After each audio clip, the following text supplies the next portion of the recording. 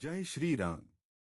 આ વિડિયોમાં આપણે રામ મંદિરના ફૂલોથી શૃંગારનું નિદર્શન જોઈએ છીએ। મંદિરના સેવકો ફૂલોને સાવચેતીપૂર્વક પસંદ કરે છે અને તેમને મંદિરની દિવાલો, છત અને મૂર્તિઓ પર સુંદર રીતે ગોઠવે છે। ફૂલોનો ઉપયોગ શ્રી રામ અને તેમના પરિવારનું સન્માન કરવા માટે થાય છે। તેઓ સૌંદર્ય, પવિત્રતા અને શાંતિનું પ્રતિનિધિત્વ કરે છે। ફૂલોની વિવિધ પ્રજાતિઓનો ઉપયોગ શૃંગાર માટે થાય છે, જેમ કે મહેંદી, ગુલાબ, ચમેલી અને ગુલદાઉદી।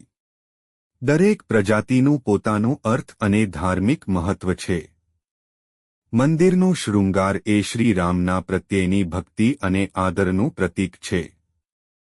તે મંદિરને એક સુંદર અને પવિત્ર સ્થળ બનાવે છે જે ભગવાનના ભક્તોને આકર્ષે છે। 22 જાન્યુઆરીએ શું કરીશું?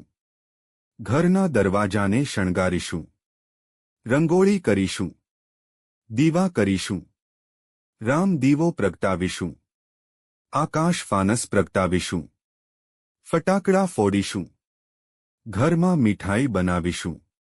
દરેક વ્યક્તિ ધન્યતા અનુભવશે।